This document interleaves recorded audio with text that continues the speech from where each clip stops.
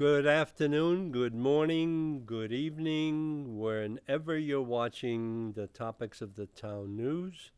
Welcome. I'm Mark Zubarek and reporting to you today on the April 14th, 2025 meeting at the Airport Commissioners at Beverly Airport.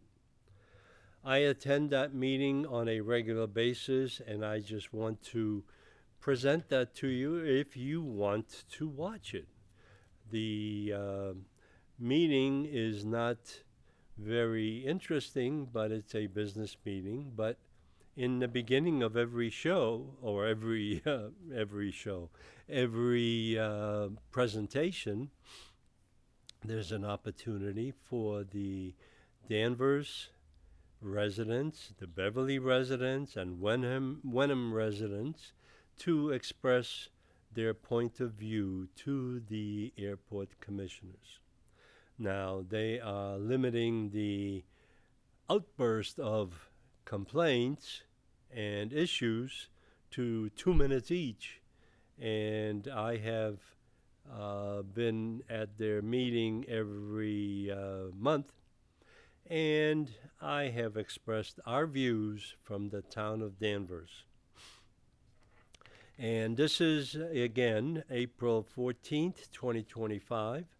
And what I wanted to do is express my views, especially in regards to the developments that have happened at the Selectmen's meeting following this Airport Commissioners meeting.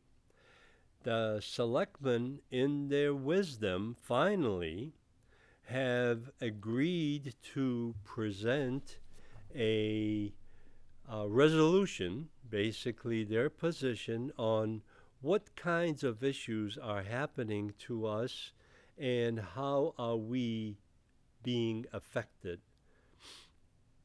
I'll just go through several of these, but I have 2 pages worth of items for the resolution, and it's supposed to be signed this week by the Board of Selectmen. Hopefully we have the same Board of Selectmen as we've had in the past that can sign this, but I am very hopeful that if there are new boards of selectmen, new members, they will gladly sign on to this because this has been going on for too many years. Now, this resolution is Danvers Select Board resolution addressing concerns over the Beverly Airport. The language may be very mild and meek, but I will go through very quickly. Whereas the residents of Danvers have expressed growing concern regarding the operations of the Beverly Regional Airport. There are several whereas complaints have been raised. There's growing health concern. There is a prevailing sentiment among the community that the airport has not adequately acknowledged or addressed these concerns.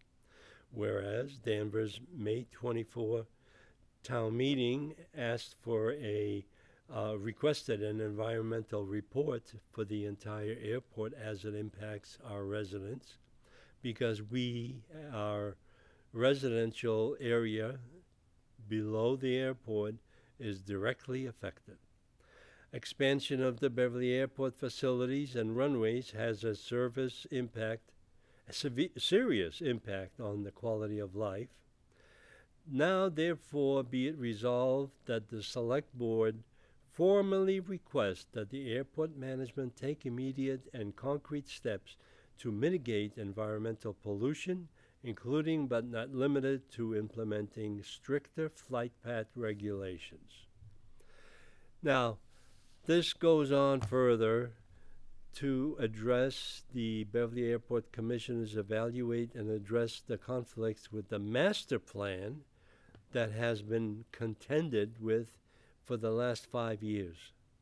Be it further resolved that the Beverly Airport Commissioners implement a moratorium on the jetport hangar And now, as of today, being May 6th of 2025, I'm finding out that the jetport or the airport manager is requesting a new or removed fuel facility to be located on the west side of the airport. That is flammable. Jet fuel can blow up and contaminate the entire airport area. Further resolved that the Select Board will create an advisory committee of pilots, aviation experts, and residents to research the laws and regulations as they relate to the concerns. Be it further resolved that to provide adequate representation of the Beverly Airport Commission, the membership from Danvers be renegotiated from the current two Danvers Airport Commissioners to a more representative 4 airport commissioners.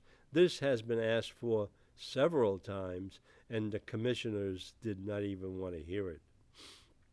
Finally, be it finally resolved that copies of this resolution be forwarded to the Mayor of Beverly, Beverly Airport Management, the Federal Aviation Administration, the Commonwealth's Department of Transportation, the Governor, our federal and state representatives, and any other officers and agencies as necessary to advocate for the concerns of Danvers residents and seek timely, effective remediation or remedies.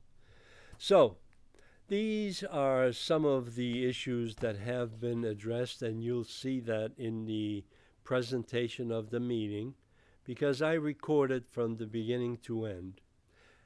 This is an introduction to what has been transpiring at these meetings, and it's a reflection of what the Danvers residents deserve and need to remedy the air quality, water quality, fuel emissions, and the congestion that's happening on the noise of jets flying over our heads. So, please take it for what it's worth. The other item that I wanted to bring up and let the residents' voice be loud and clear at the May 6th, 2025 elections. I have expressed our views of the residents that have been impacted, and residents of Danvers want to minimize the impact of Beverly Airport specifically for our health and quality of life. We have been ignored by Beverly, by our fellow citizens for many years about the expansion of the airport and particularly the most recent aggressive growth of jet airplane traffic. There are many issues that need to be addressed by the airport residents that are abutting the airport, the residents that are affected by the noise and emissions, and the commissioners from the airport. They don't want to accept the responsibility that expansion brings in growth and added environmental conditions that we as residents are breathing in, drinking in our water, hearing the noise levels, and experiencing similar effects as the airport at Logan, and now it's coming to Beverly. So, take a look at the presentation. I'm going to streamline it as much as possible, but you'll see my presentation at every meeting. I have environmental issues that need to be addressed, and all that the airport commissioners and the city of Beverly understand is a voice in the wilderness crying out for resolution of these issues. And please look at the current status of what is happening with the airport and its expansion. And now they're asking to relocate or locate a new jet fuel depot at the west side of the airport. There is one now, and this one needs to be exterminated because we don't need the contamination and the issues related to fuel close to our neighbors. So be very vigilant of what's going on, and please watch the show. If you want to watch it all the way through, you're welcome, but I just wanted to get this introduction up front. Next meeting will be sometimes the second Monday of May, which is coming up very quickly, and I will be reporting on that as well. So thank you for watching, and have a good evening, morning, afternoon, whenever you're watching. I appreciate it. Thank you for being participant in this endeavor. Thank you. For coming, we'll start off with the Pledge of Allegiance.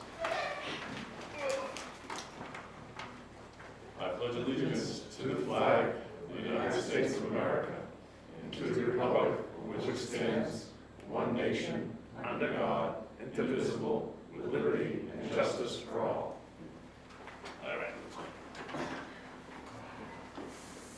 All right, we'll move on to the calling of the roll. Commissioner Roulette. Here. Commissioner Doxey. Here. Commissioner Cosmo. Present. Commissioner Zubrick. Here. And Commissioner Italic. Here. Then we'll move on to approval of the minutes from last month, or March 10th. Oh, and just for the record, Commissioner Gillette and Commissioner Kendrick are not present tonight. And approval of the minutes of March 10th meeting. We can peruse quickly and see if there's anything.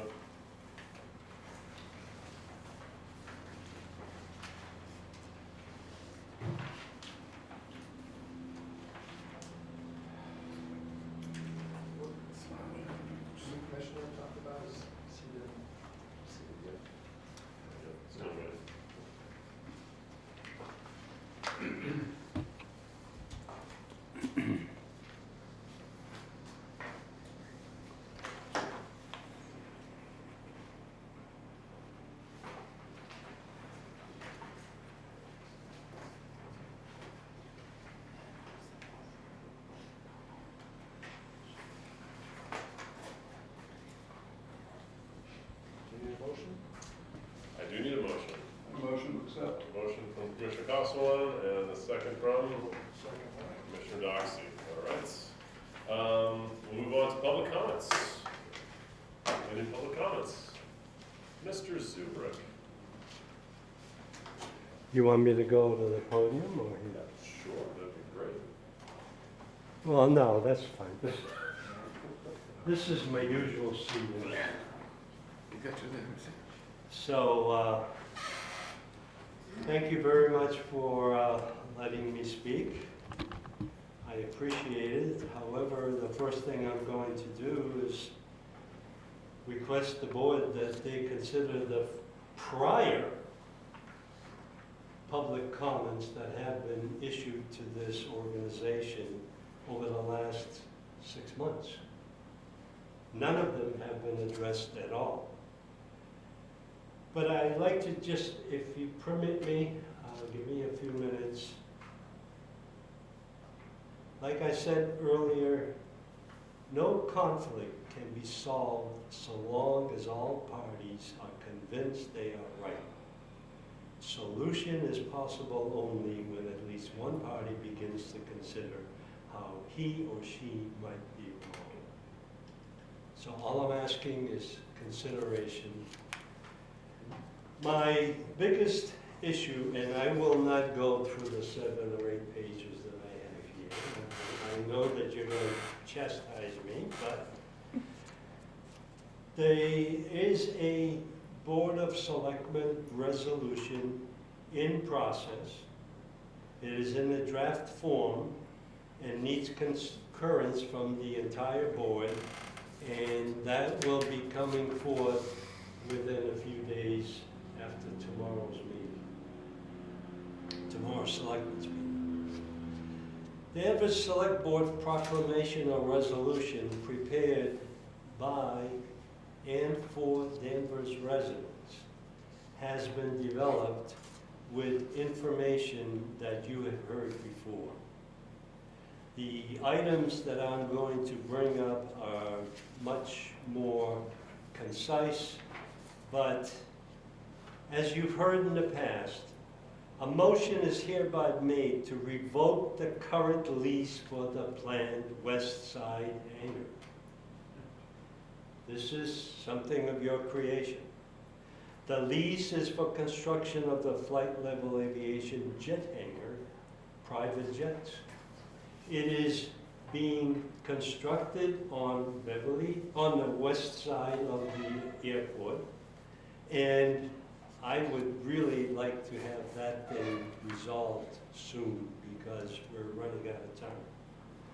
A motion is hereby made to incorporate in the current and future leases a stipulation for environmental and health impacts affecting the surrounding communities.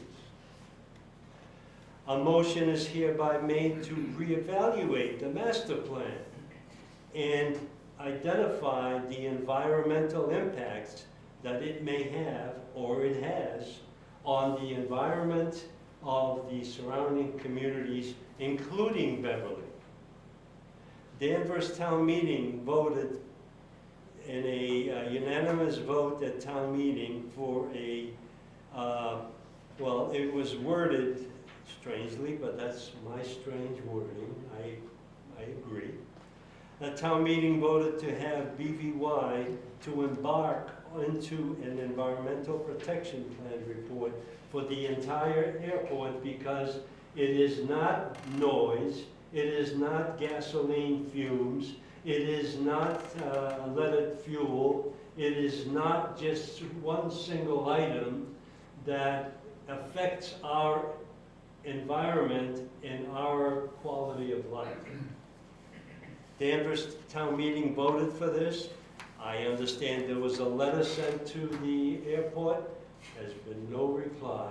And I know we went through a lot of discussion last meeting in regards to the cooperation of the boards. And what I'm asking for is that we need to extend the arm of cooperation by improving the number of commissioners on this commission, because Danvers has approximately 170 acres of the airport on the west side of our property. We provide the fire protection service. We provide the police protection service. We provide the building inspector, and that's what I'm waiting for, the building inspector to come through on the Flight Level Aviation hangar, because that is something that's going to be in contention. So, leaded fuel has consistently been used at BVY. Leaded fuel causes cancer to the most vulnerable of our community. No imminent solutions have been proposed by FAA or BVY. And I have sent information to the individual commissioners, and I don't know if I've sent one to every single one, but there's information. Hanscom Field is going through the same issues that we are going through at Danvers, except that we are at a smaller scale. Hanscom Field has been stopped because the environmental report that they produced was not of adequate detail that needed to be done for the airport. We need one here before we get to that kind of a position. The last item is the runways. For some reason, the engineer has disappeared from this table, and I understood that the environmental report was being prepared for the runways. There's no discussion of that anymore. is that been approved and ready to go, or what? But the one thing that I want to make very clear is that I have used this logo that's been placed on the Beverly Airport site, and it says, "Coming soon, commuter and business jet service." And I put a note in here, it is already here, because you have had and received many complaints, at least from me, because I have dedicated my time to recognizing when these jets come in and out, and I do make the phone calls, and Gabe knows that I do. So, all I want to do is bring this back to you, but the key item is the resolution by the Board of Selectmen in the town of Danvers, and that will be coming. And also, I have finally found the Beverly Municipal Airport Act relevant to the number of representatives that we have had on here. I will share that with you, and this is from the town meeting in 1997. And the signatures on this thing, my name is on there too. So I know what happened. Thank you very much, and I appreciate your listening at least, and not interrupting me. What happened to you guys? Thank you, Mr. Zuber. Appreciate it. Zuberek. Zuber. Get that? There we go. Try mine. Thank you very much. Thank you. Any other public comments? All right, so we move on to tenant comments. Any tenant comments? No. I guess that's me. Did you get Mr. Lavy? How is everybody today? Good, how are you? Come on, I don't know if I. You're in the hot No, frig that. Oh, yeah. I can't follow this poem. Oh no, get that damn thing out of my face, Leave please. the camera there. All right, go ahead, hit it.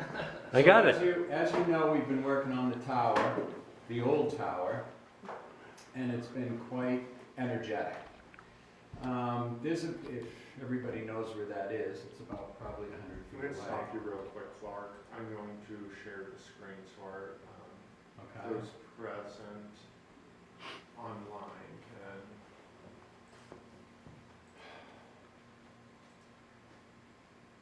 All right. There we go.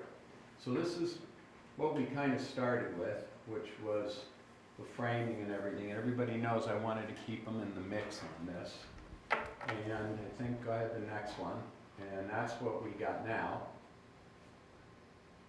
We put the plate glass windows in, we reframed everything. You can see it looks a little different. We started the vinyl siding. And you notice now there's no walkout to the first step will kill you.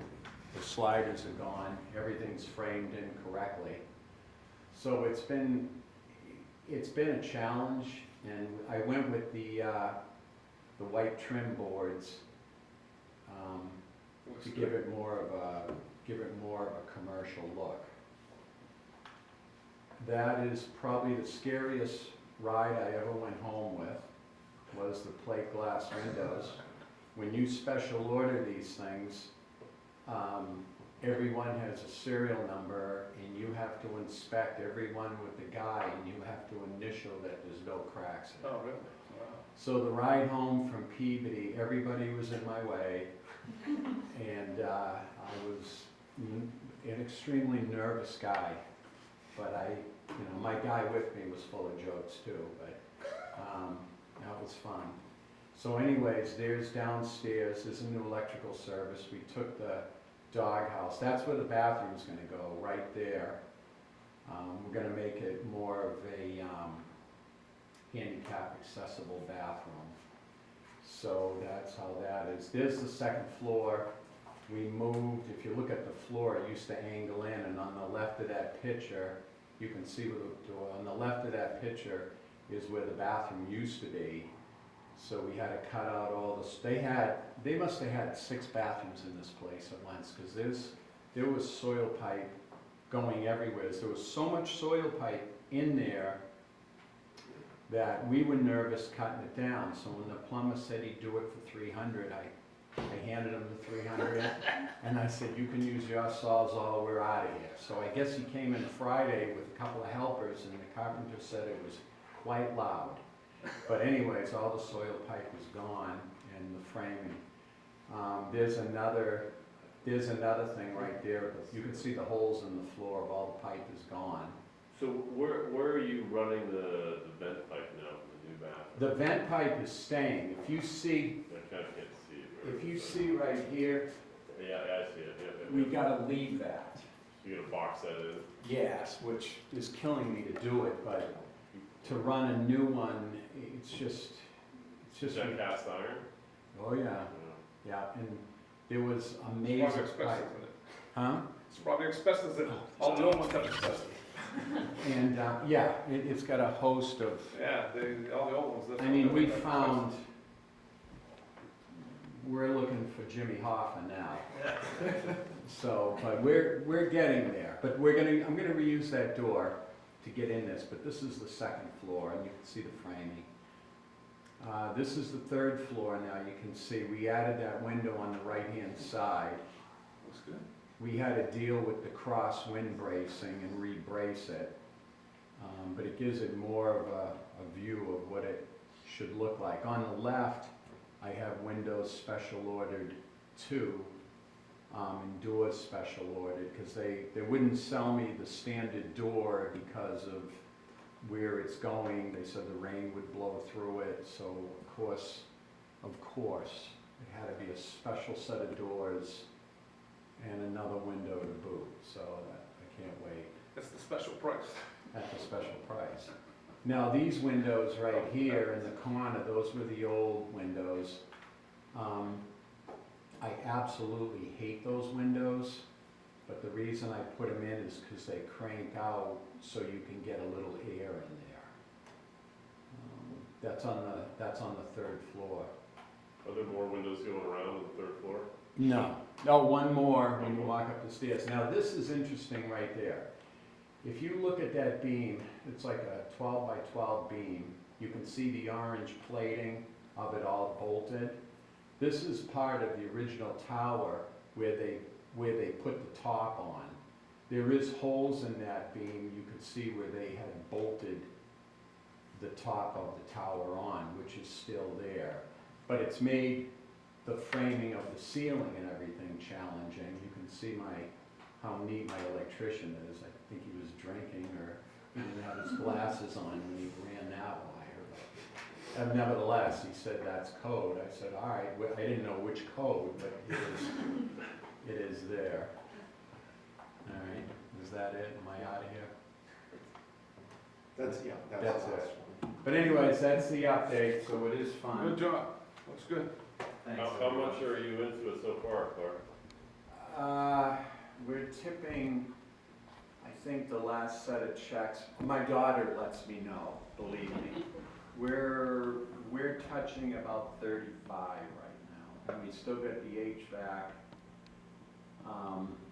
We still gotta put the bathroom, and I have to put a pump toilet in the downstairs because I can't, because of the soil pipe is too high. So it's getting fun. Thank you, Clark. Does Oh, anyone thank everyone for putting your trust in me. We appreciate you executing on what you said you're gonna do and showing us monthly. It's fantastic. Well, Does anybody have questions for Clark pertaining to the building? you can ask me why, and I'll say I don't know.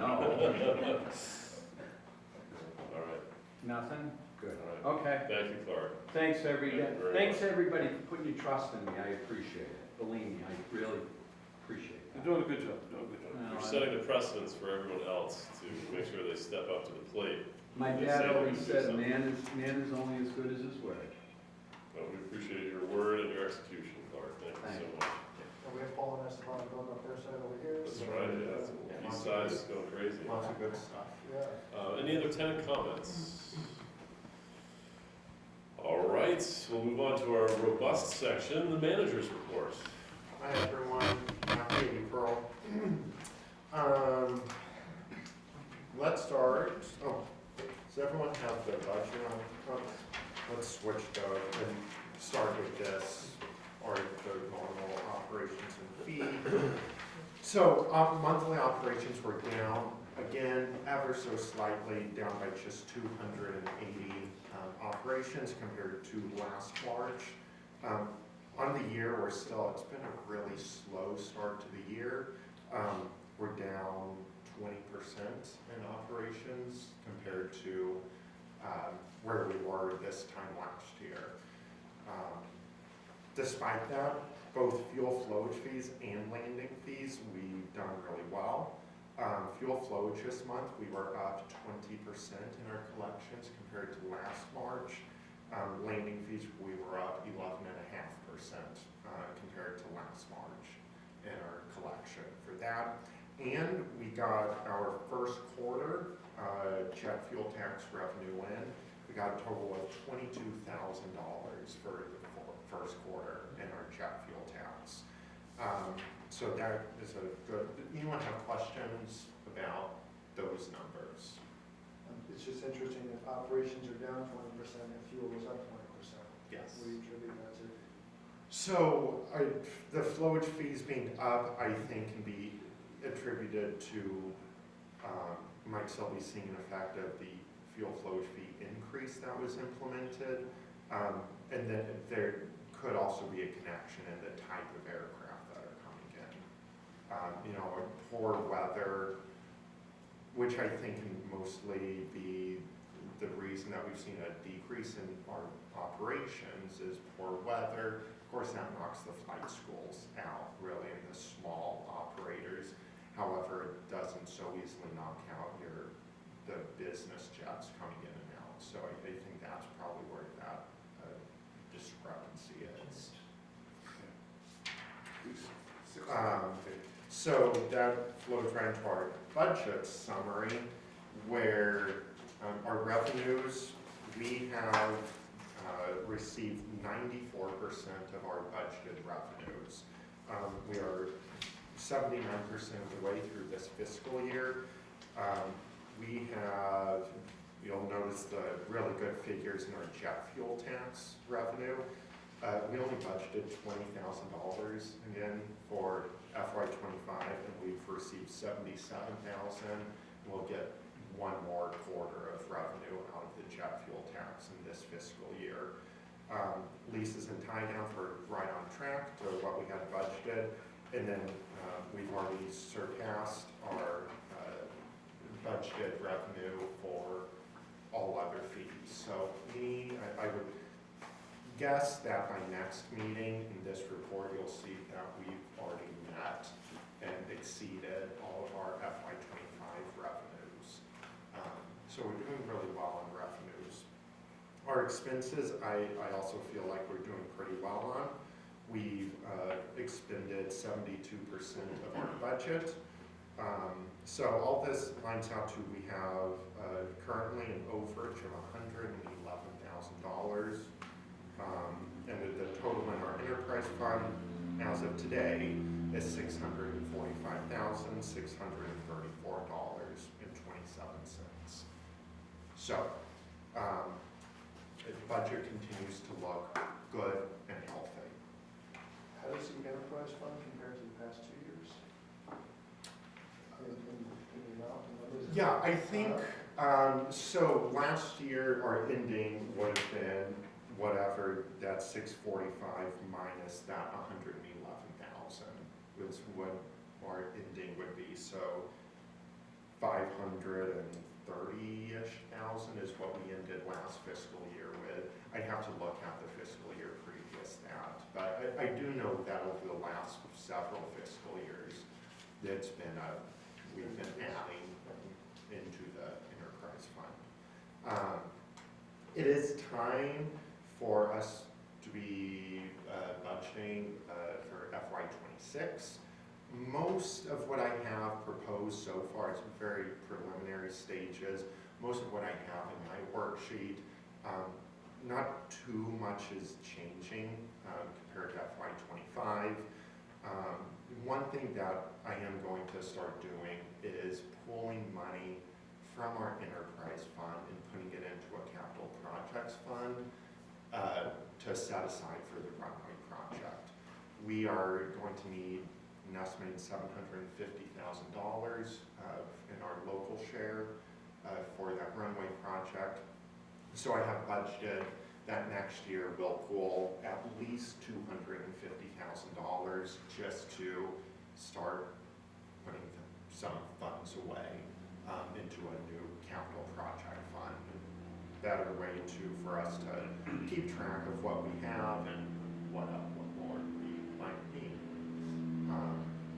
So as that whole budget becomes a little bit more clear, I will of course keep the commission apprised and probably give maybe next month or June a more detailed overview of what that FY26 budget is going to look like for the airport. Any questions about budget? Great. Move on to noise.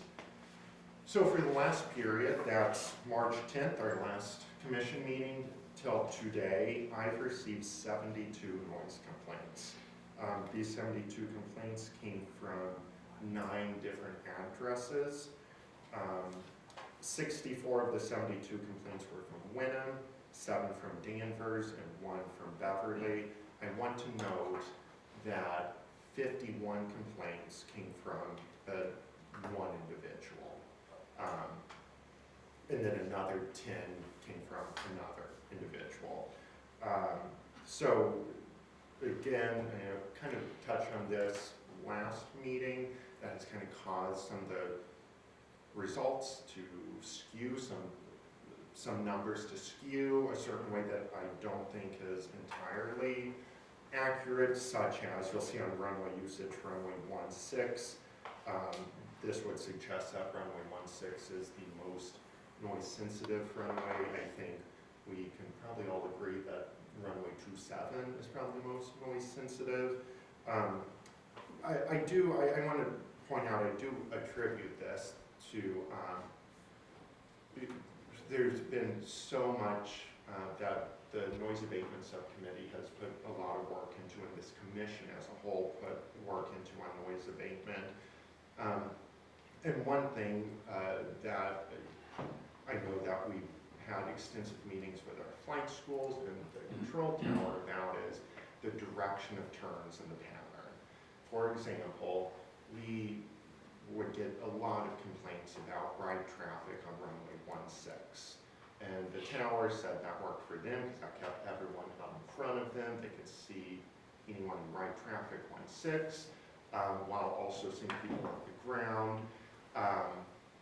The problem was that puts everyone right over that neighborhood in Danvers. I mean, that was a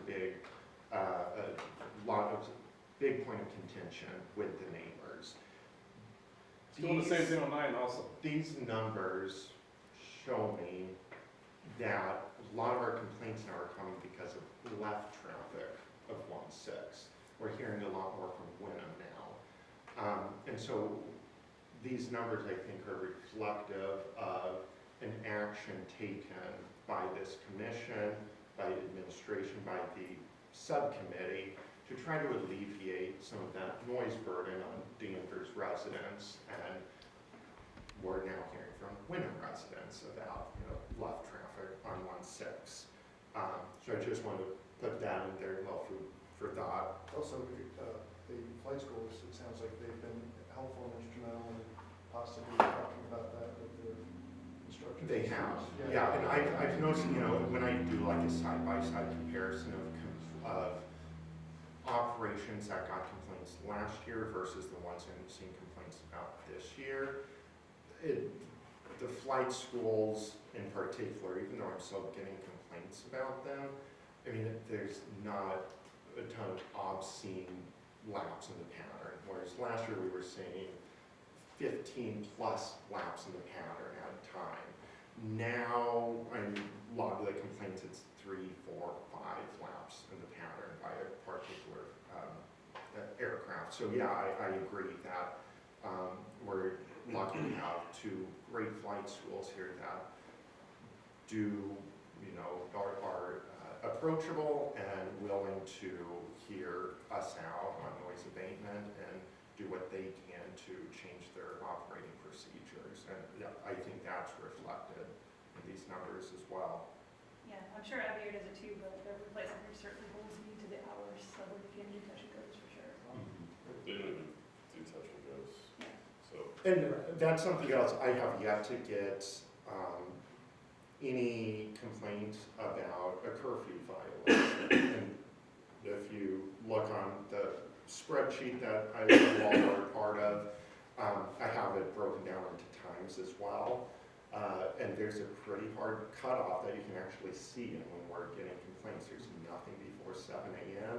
I think there's only been one that I've It's not received 7:30. from 8 p.m.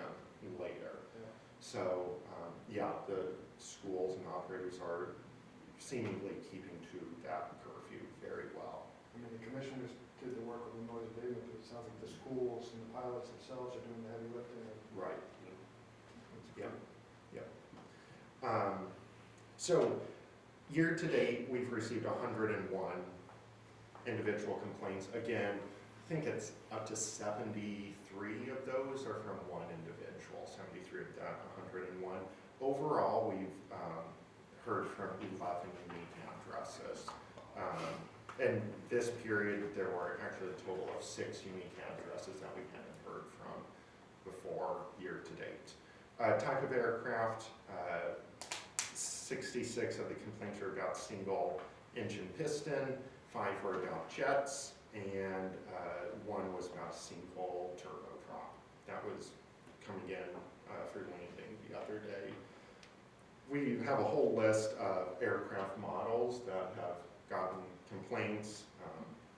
I won't go through them all, but Piper Warriors are at the top with 40, and then the next top is Piper Archer with 12.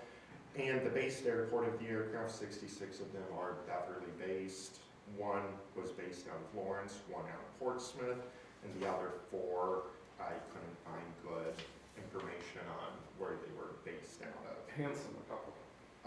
And then the operations causing complaints, 61 were touch and goes, 8 arrivals, 2 departures, and there was 1 aircraft that was doing practice approaches, and they did 3 practice approaches and 1 missed on runway 16, and did left turn out, and that got a complaint.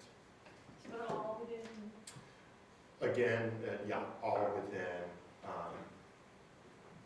like what I'd expect to see, especially the touch and goes. I think there was 1 arrival coming in on runway 9 that was 150 feet lower than they should have been if they had maintained a stabilized approach. But other than that, all of the operations were good, nothing of note. Yeah. 2 questions. One is, how many calls to residents do you engage in? And also, did previous airport managers have any records of, has this been done previously to you? And any records you have from airport managers, did they collect this data? I have not found any such record of airport managers having data like this. Yes, I have talked to residents in various ways. As Mr. Zuber had mentioned, he called me and we've had a few conversations over the phone about some of his concerns. The gentleman in Wynnum who's sending in the 51 complaints this past month, I tried calling him, but the number he's provided is disconnected, so I've sent him emails, kind of answering some of his questions. Another resident I reached out to, didn't answer. I left a message, and the next morning I got an email from them chastising me for calling and reaching out and saying that they didn't want to hear from me.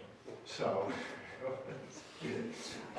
but yes, you know, I've made several phone calls or emails to those that have complained and tried to explain kind of why they were seeing a particular operation.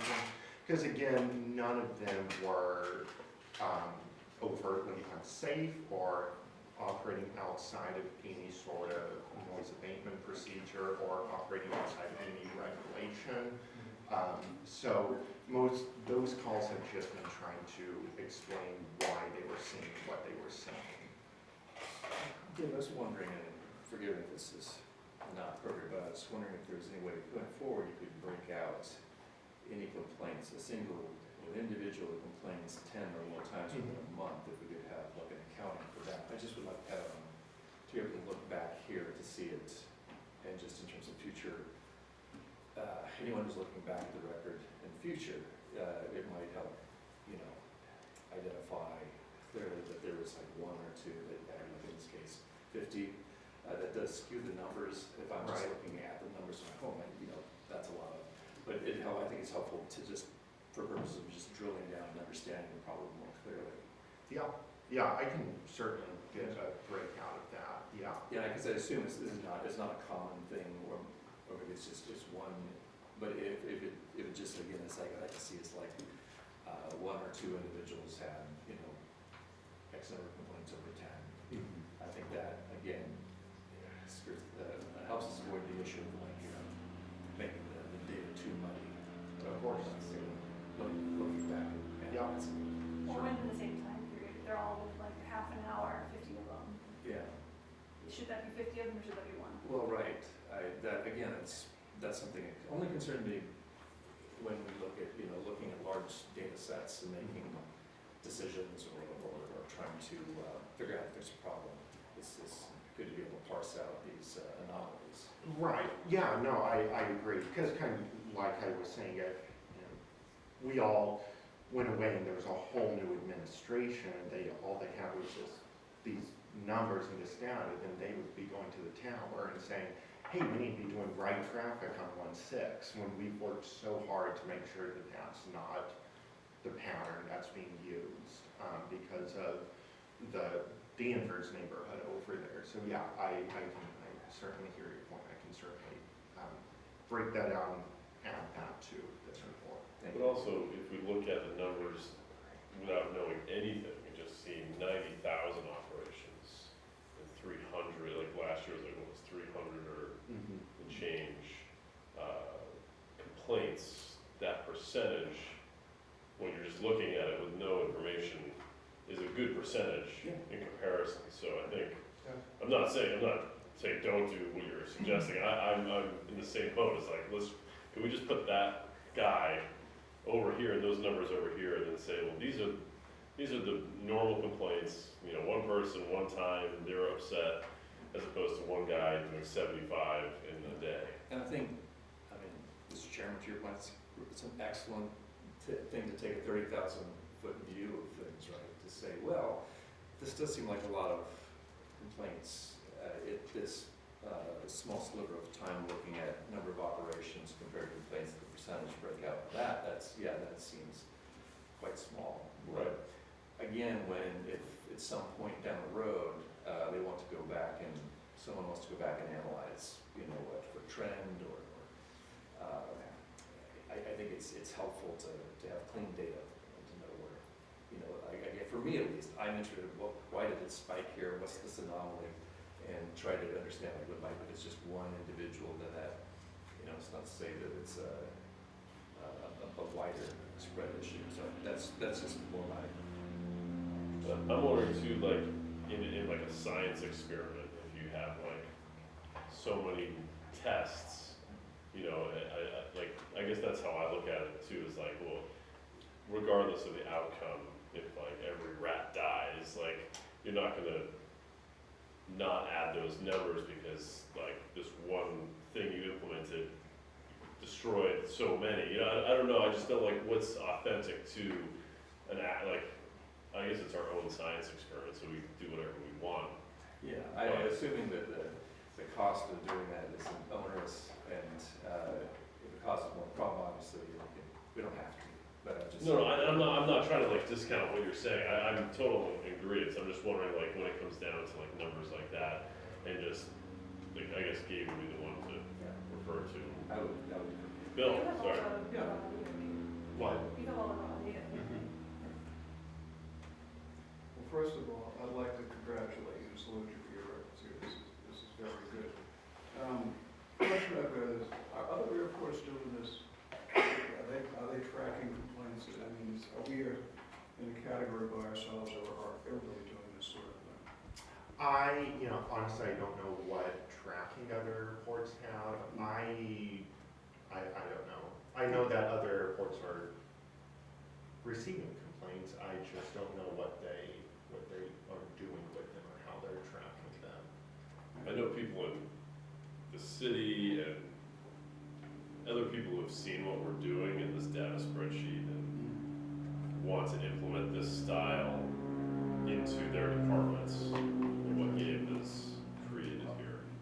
The only suggestion I have is, in addition, very simple summation comment, 99.9% of complaints fall within, our operations and stuff. And that, I mean, everything is here, but in the end, sometimes we just swing your finger down, well, what's the summation?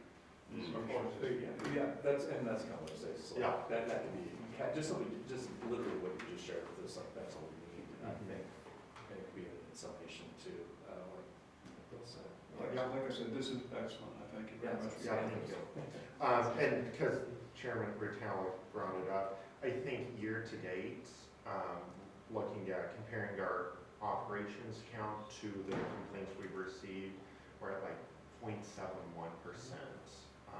of our operations are generating noise complaints. So, I mean, yeah, I think this never existed before, so it's an imperfect picture, and it's possible moving forward from where we started, that we can add more metrics in there.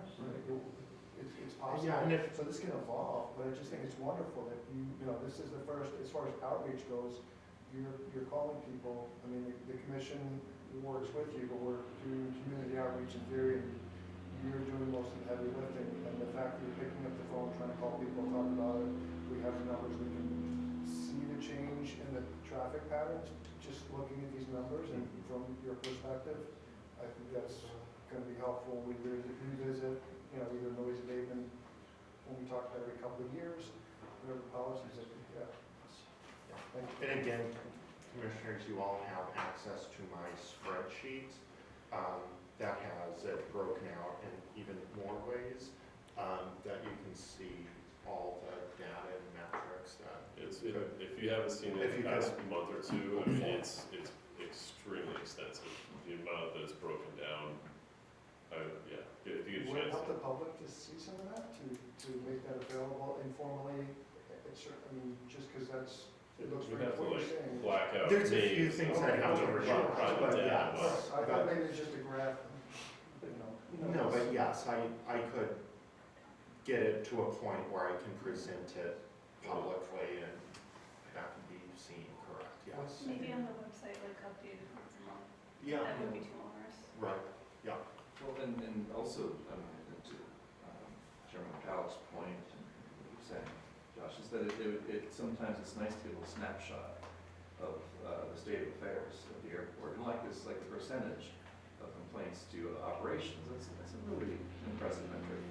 And again, it helps contextualize things. So we get focused on the granular, we're trying to fine tune, and that's just what our job is, we're supposed to do. But also sometimes we have, like I said, to step back, and for the public to see, where we are making improvements, so that we have something positive to continue to build on and continue to fine tune. Right. Yep. Well done. No, thank you, thank you. Yeah, that's all I have for noise.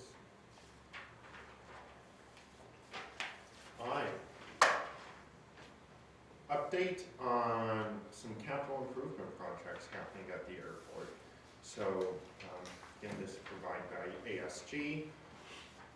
So the environmental assessment, the expanded environmental notification form, and the single environmental impact report, that is ongoing. They are, ASG and their sub-consultant GZA are continuing to prepare all of that. There have been some changes at the federal government regarding environmental processes. If you all have been watching the news, there are a few changes at the federal level. And so some things have to be revisited, they have to go back, change a few things. So they're now shooting for mid-May to submit these reports to FAA, MassDOT, and myself for review and further comment before getting it into a final stage. We've gotten a grant offer from the FAA. We're actually still waiting from MassDOT. Yeah, so the draft environmental document should be here in about a month. Quick question, is the FAA loosening restrictions on the environmental or tightening? Yeah, that's what I don't Guessing know. loosening. I Are we gonna be, is it, believe GCAs are that I can- 60 grand every like so many months? Well, so that's for another That's not the project. This is, and this one, ASG has a sub-consultant contract with GZA. But yes, GZA is the one that we're contracting with to help us with PFAS and petroleum. Yeah, but they're the sub-consultant on this. Yeah. I can get more information on exactly what is happening at the federal level with these particular forms. So far. Yeah, so far, I'll let you know. The aeronautical study, ASG has prepared draft plans, and they will be submitting to the FAA, MassDOT, and myself this week for review. I've already gotten a sneak peek at some of the plans. I know I've spoken with you, Commissioner Doxey, about some of the obstacles that have been identified already. And Would you mind explaining to everybody Yeah. what's going on with that? right, so this raw data that ASG collected went out to the FAA as they collected it. The FAA noticed that there were obstacles on pretty much all of our approaches. And so the FAA has gone in and noted out on the runways certain restrictions. They've raised minimums, and then, for example, runway is at 3-4, you can't do a straight-in approach at night due to some of these obstacles. So now, part of this plan is going to be identifying exactly which obstacles these are, and then coming up with a way to mitigate them. If those are trees, that's going in and taking trees down. If it's buildings, it's putting a red light on top to show where the roof is. So that's what that process looks like. For anything on airport property, we can just go out and do. In fact, this last week, I had the maintenance crew out on the end of runway 16 taking down some trees that I knew had been identified within the aeronautical study as being obstructions. They were clear of wetlands, they're on our property, so I just have them go and take them down. When they get into wetlands, they're on property, that's when it might get a little bit more complicated, but still relatively easy for us. If there's any tree or obstruction on private property or off airport property, that's when we have to go through a whole process of getting easements for that particular area to take, say, the tree and take it down. That can be funded by the FAA, but that just means we're kicked into the whole grant process with the FAA before that can get done. So it's not going to be the quickest, unfortunately. I know that's not the answer everyone's wanting to hear, but not going to be the quickest to resolve some of these obstructions. I want to point out that the last time an aeronautical study was done was 14 years ago, and so some of these obstacles have probably been technically obstacles for over 10 years now, and just never identified. And so they just continue to, case of vegetation, grow, yeah. So they're notables at this point, they haven't changed the plates? At what point do we change the But plates? you can't even shoot approaches in there. Like, jets can't get in, there's one approach I think tonight, so this is actually impacting. But, let me get clarification. That'll be ultimately, my guess, determined by the FAA if another flyover from blue sky would be necessary.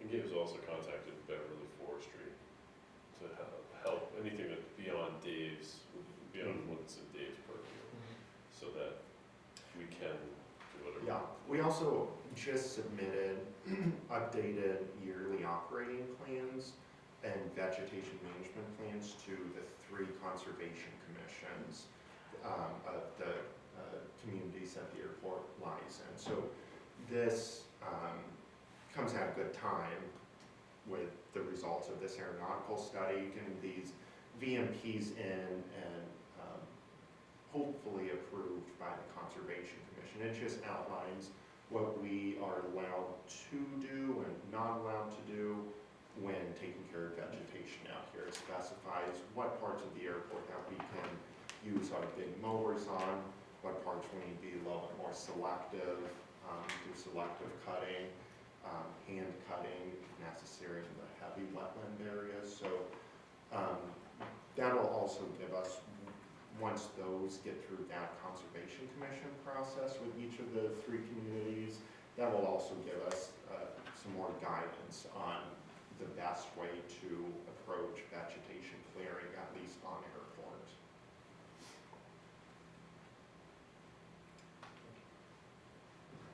And a lot has happened between the time I sent this agenda out and now. So there was on social media an advertisement going out for a new flight school at Beverly Airport that I found out secondhand. Someone sent me a screenshot and said, "Hey, what's up with this new flight school?" And I was like, "That's news to me." So then this gentleman, the company is Mitigate Aviation, LLC. It's an individual, he has a Cessna 150, just one aircraft, and he was wanting to start a flight school with it. And was looking at Beverly, but also kind of advertising for flight services out of Beverly. He was saying he was going to fly out of Beverly, like he's going to start. So He's been sued a few times too, look into that. so so he called me, had a talk, kind of told him what would be required to at least keep his airplane here. And I asked him where he'd be operating the school out of, like office-wise, and he said, "Well, I wanted to talk to you about that next." I said, "I don't have any available office space at the moment." Well, then he called me again Friday, and then sent me a follow-up email over the weekend and clarified now that he is hoping to get this flight school started at another Boston area airport, but just wanted to let us know in case Beverly, if that falls through, then he'll fall back on Beverly.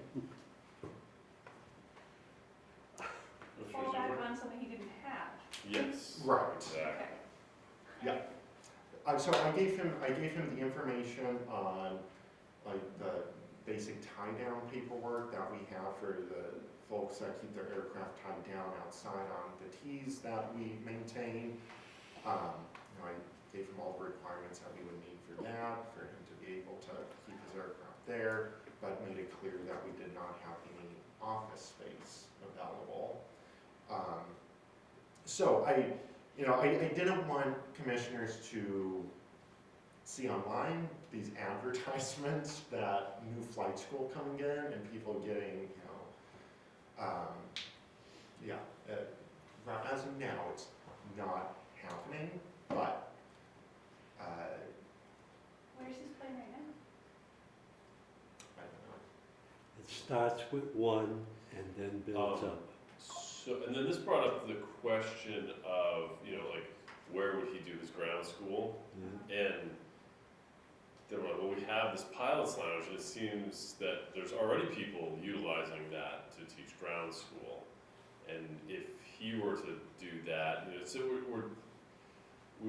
we're discussing whether a fee should be implemented and a schedule created for the pilot's lounge if that were to be something to start happening. And the airport would have to make some money off of, you know, you'd have to be charged to use the pilot's lounge if you were using it for a for-profit business.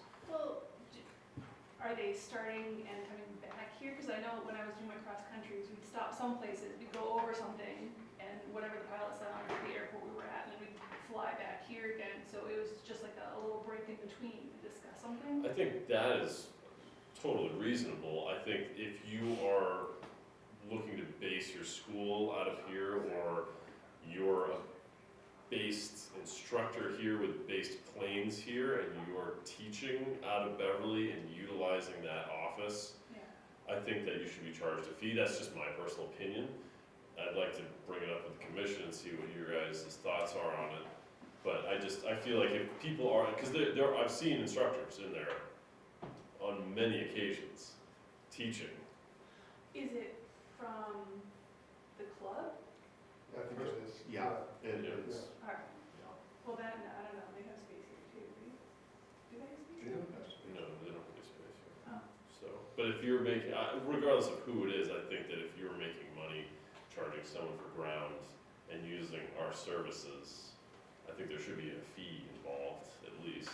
Yeah, because that's not fair to Javier. No, definitely not. There shouldn't be free office for somebody else to make money off of when these guys are paying top dollar for. Well, if I may, Of course, this is why I brought it up. just focusing on North Shore Aero Club, that the Aero Club itself is nonprofit. Okay, and that we view ourselves as owner operators, and that, shall we say, the small handful of CFIs that we have are the ones meeting and having training. And I don't know what to say about more than that it's not, shall we say, a reflection of North Shore Aero Club, it's a reflection upon the individual CFI, CFL, conducting whatever they do, but I wouldn't know where to snap the chalk line on that, because, you know, I've gone through that, I'll be going through that within very shortly myself in my flying here, and it's usually not a very long and involved process, it's more like, let's just review your paperwork, let's go your logbook, so on and so forth. It could be maybe no more than an hour, in one shot time, at least that's from my perspective. So it's not a syllabus type scenario. So. Right, and I'm just thinking that if there is a charge to you though, if you're paying someone for that hour, Wow. you know, I think that I feel, in fairness, like you've said to the schools that are paying for the facility. Could we possibly consider it like a courtesy, because the club has these planes out here, they buy fuel on the field, I've done instruction there too, with one of the instructors, and it was probably 20 minutes, half hour. When you go to other administrative buildings like this, have a flight briefing room, I think those things happen, so I kind of question, like, it's a great question. I think it's, at first blush, I would say, I don't know, some of these instructors work independently, and they're, you know, you have to talk to them, ask them some questions, but And I'm not looking to go after the Aero Club in particular, I'm just saying that we need to set a precedence across the board, saying, if you think you're gonna come in here and advertise a flight school, I mean, it's more for this guy. yeah. You know, like, if you're just gonna start posting ththings on Facebook saying, hey, come fly my 150 out of Beverly and I'll teach you, and we got a great office, free Wi-Fi, and, you know, I feel like the Aero Club's here, and then this guy who's very arrogant sounding is here, like, hey, just come on, like, I wanna set the playing field level, especially because we do have two schools, and that's their bread and butter, you know. The club's been working here for years, since the building was built, so they would probably be surprised to hear of charges, so I'd be curious to get their thoughts on it, but. I But if it's a nonprofit, like you're saying, like, and no one's The like, distinction is an important one too, that somebody shouldn't just start a business here and use that room for their flight school, that'd be very different, right. wholly different. We were thinking like setting up a Google Calendar kind of a thing where you can, you know, you can book time and pay a fee and. Hey, does anybody want to use that? Like, who uses that room predominantly? Like, if you were a passing pilot that landed here, there's no place to park here. To come through the gates and know where that office is almost impossible. You have to be a local. Yeah. They have M&Ms at flight level, so. What's Right. Just fine. That's Um, Yeah, Yeah, they will. so That's what I mean. usually it is. Exactly. Like flight instruction happening in there, and you can go back there now, and there's flight instruction books, and it looks similar to a flight instructor's office at this point back there. Just Can I have a closing comment. perspective? The only instruction they're doing is with members of the club. They're not going outside the club at all. So they're not taking any students from any other Right, and again, organizations. I'm not going after the club, like, I'm No, just I'm saying, just- like, this is what I've seen, and then we have this guy coming in. Yeah, So like, if people get word, it's kinda like when we're going after landings, and we found out that there's just a hand, like, 2 or 3 guys that know if they come over here on the weekend and they park on the east side, they're not gonna get a landing fee. And there's just like 2 people that know that little The thing. people in the town will tell them where to So, park. and it's like, so, I Is just this don't, room unlocked during the day, or is this room locked? this is all locked, well, And as of late, I kept it open. Okay, so the club could theoretically walk in the hall, sit here at a table for 20 minutes and go over stuff, and then there's, Well, this room's locked though, right? It's just the room, the door between. This one, the door has been open the last few weeks, just during business hours, yeah. I mean, it would appear to be nice that the building is open, there's space for people to come in and use. It's great to bring this up. Are we looking to make money? Again, the distinction is flight school versus the club versus what rooms are available. I'm not looking to make money, I'm looking out of respect for the flight schools. Sure. Paul? And one more thought to differentiate the club from the schools is that I charge $85 an hour for instruction, which is reflective of the infrastructure that I have to pay for. I know that these guys for the club are charging a third to less than half of that, which is reflective of the fact that they're only paying for their professional time and not the extra that we charge. So I say that in favor of the club as being different from, in terms of being able to use the public facility. I mean, they do pay for tie downs, et cetera, so they're paying into the public structure. And the individual instructor is truly an individual who's just taking a pittance for his professional time. So personally, I view that as different and okay. Right, again, I don't, Well, you're not. I don't wanna go after No, the club, I'm not going after the club, I no, just no. wanna just set a precedence of, we're not just a revolving door for anybody who wants to start teaching. No. The club is its own That's entity that is based here in Beverly, The last couple of words on it. Yeah, there's a differentiation between having ground school versus a pre-flight briefing. And speaking on behalf of Naja Airco, what we're talking about is basically a pre-flight briefing. And that's very short duration, one time. Last year or the year before, I decided to take all my review work over at Beverly Flight Center, which was considerably more expensive and a much more long, drawn-out process. You're getting a different, shall we say, service.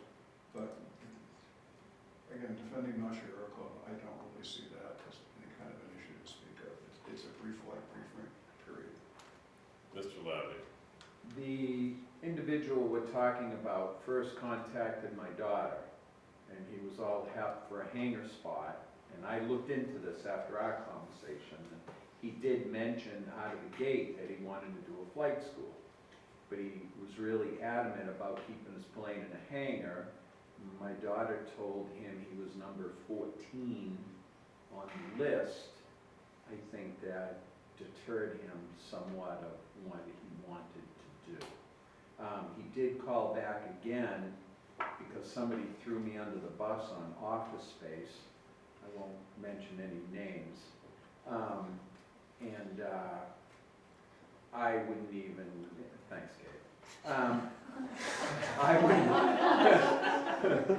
I wouldn't even entertain it unless. Check the he paid- lawsuits, check the lawsuits. Unless he Please. paid a year lease upfront, because it sounded too, you're right, the kid had a little arrogant of a side and, huh? He wanted it now, Yeah. not tomorrow. He wanted it now. He's a newbie, he doesn't know how it works. Yeah, so He he, didn't you know know, anything now. he pushed all the wrong buttons with Lindsay. Well, that's his first mistake. That's the first mistake. And then when it got to me, the buttons were pushed, so I just yes Lindsay to death, and that was the end of that. So I think that's all sum and gone. But it's kind of a shame that we can't have new blood around here, but it is what it is. Well, again, I don't wanna seem like I'm going after the Aero Club. I just don't want anybody coming in thinking they can use our airport as a school and they don't have to pay. There's no overhead for them and they're gonna start something. That's my only qualm about this, so. Well, point well taken. It seems like if someone is truly going to start a flight school, they would probably done,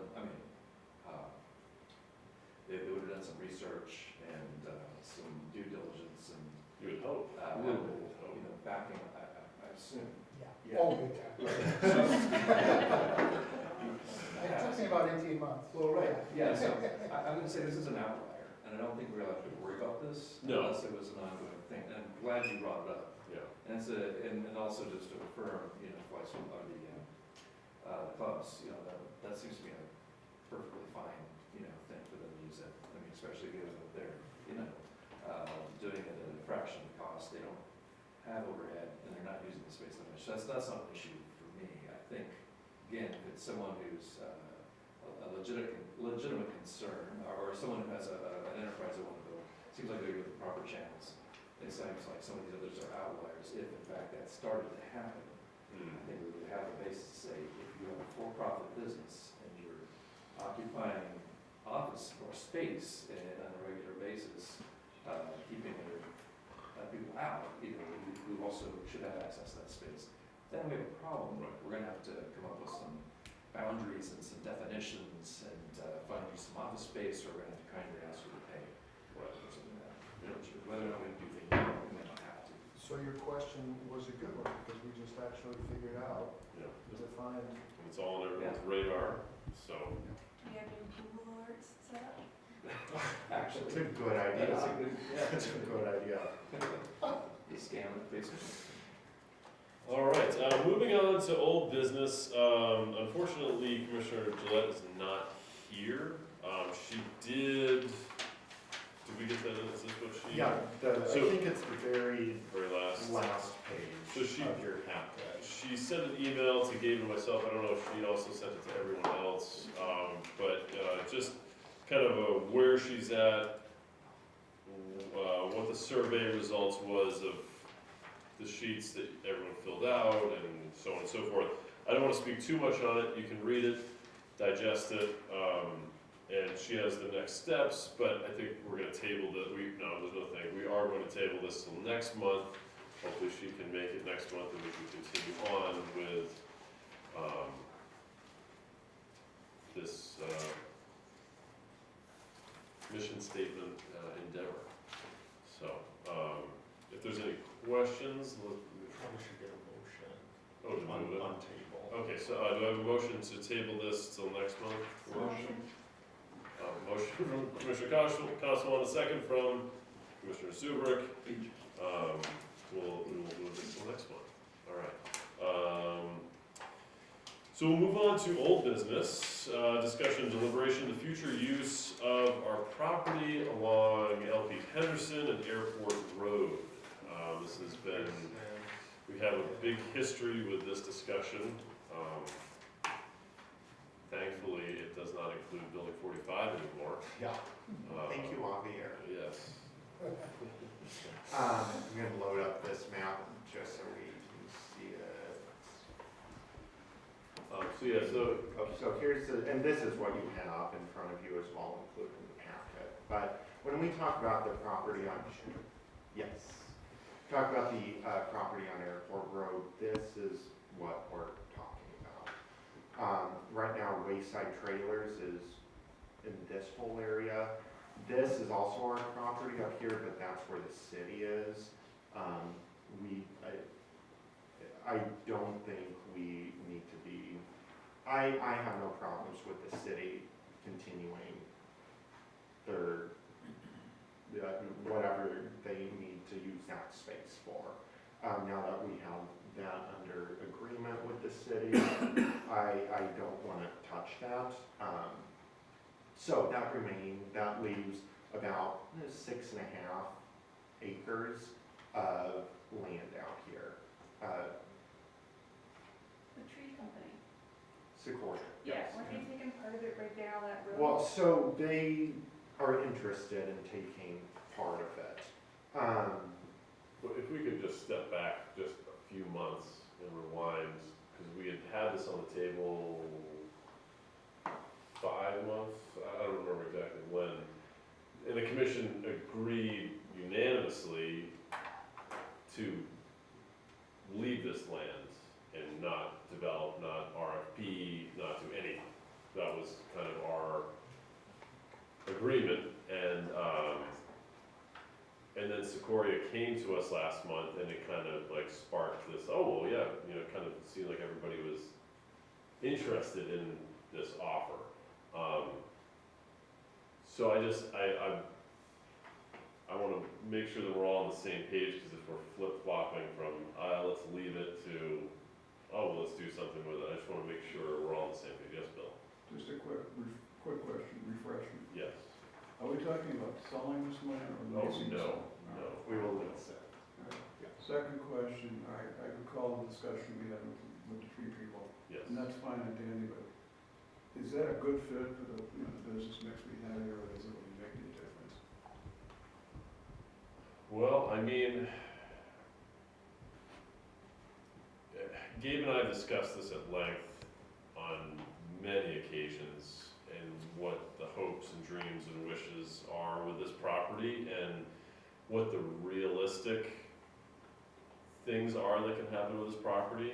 I mean, Gabe and I at ASG come up with a very rudimentary design of turning it, even where the city is, into an entire aeronautical area, and fence off this entire thing, moving Airport Road, building in a taxiway, connecting it. Yeah, it was very extensive plans.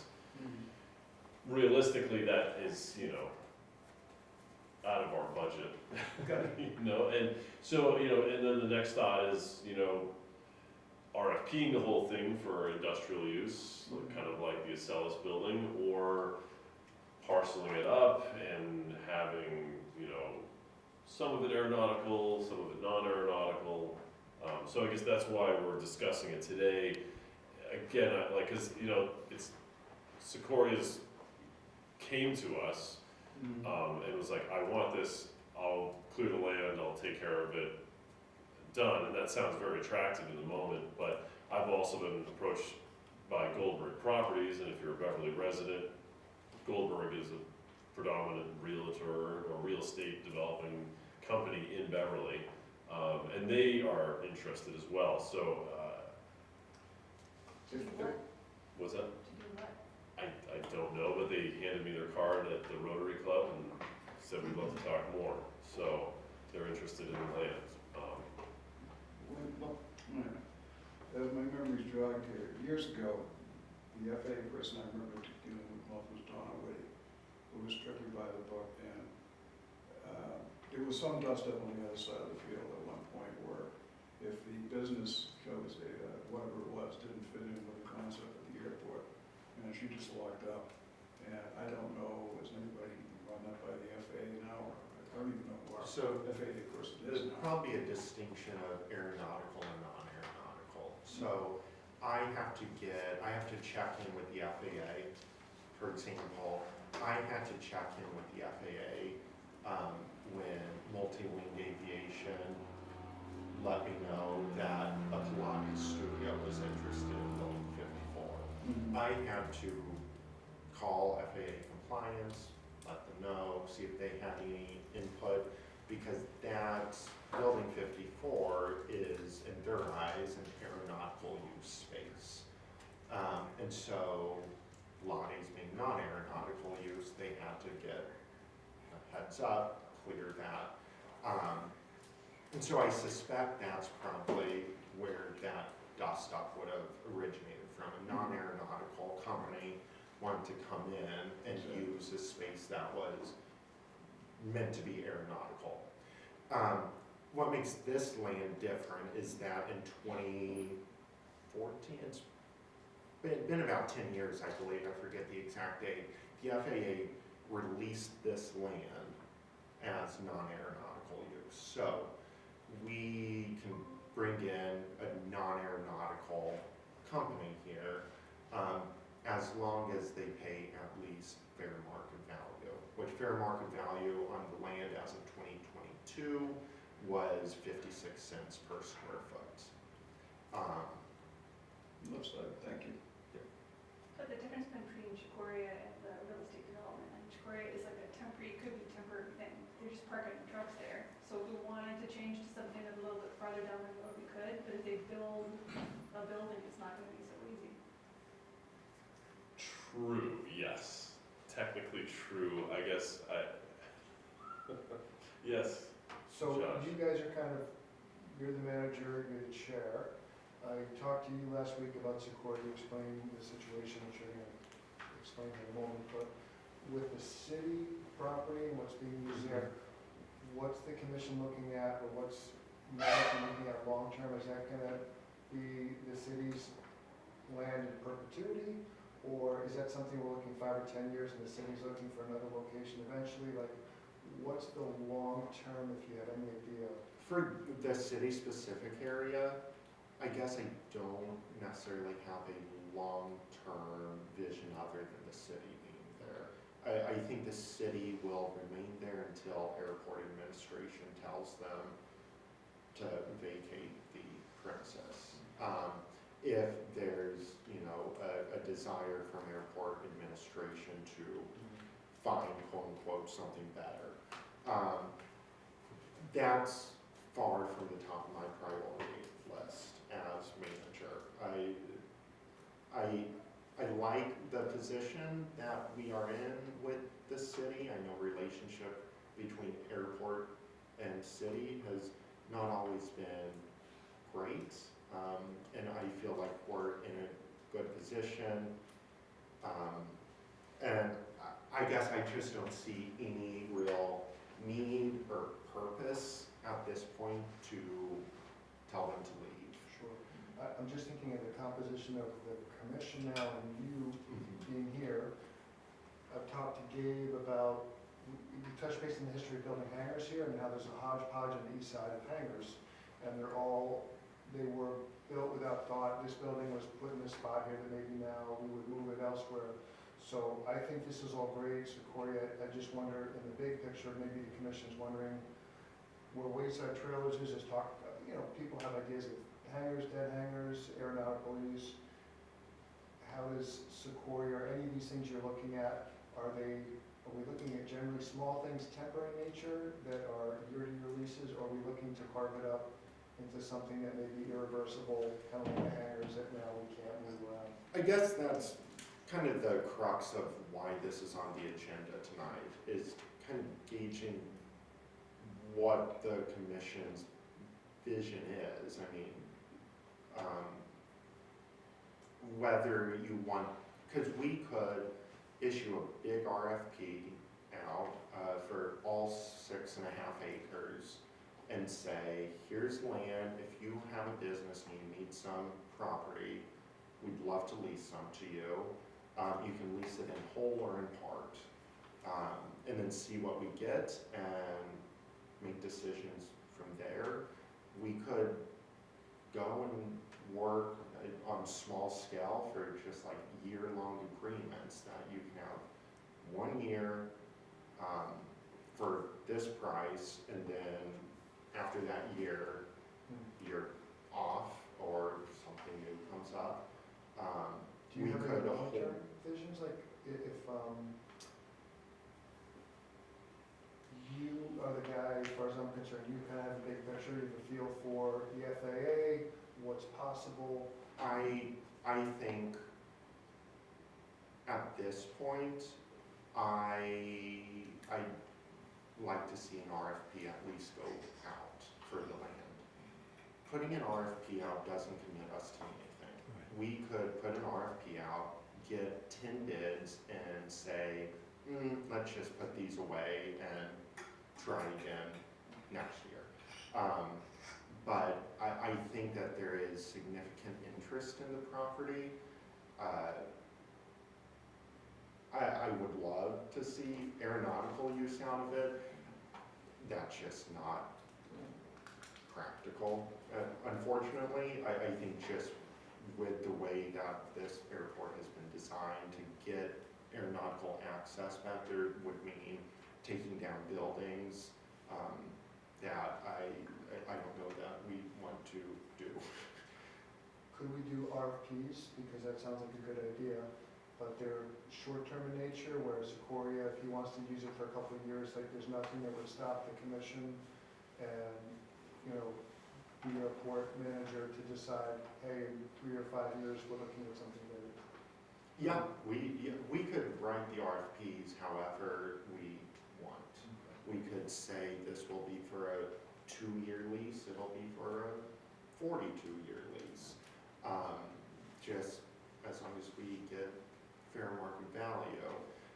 And just to be clear, you know, what Sequoia was asking for, and still is asking for, is to just be given, not given, but just have an agreement drafted up between us that doesn't meet the Chapter 30 threshold of $35,000 per agreement, which would then trigger an RFP.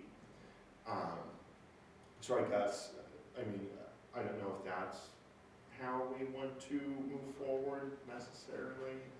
Do you think it's a good idea to have the RFPs and then build it so that we can not tie ourselves to something long-term if the next iteration of this is moving in a different direction? Like, I think we're just curious what you guys are talking about. Are we looking 5 years, 10 years, and 20 years? Like, there seems multiple ways to look at this, and I personally don't even understand what you guys are looking at. So. I think so. I guess my vision would be long-term RFPs for everything this side of Airport Road.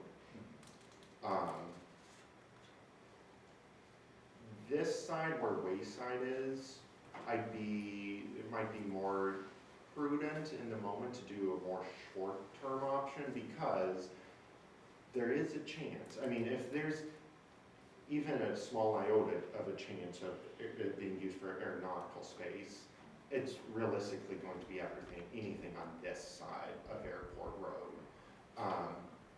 I'd say this has very little to no chance.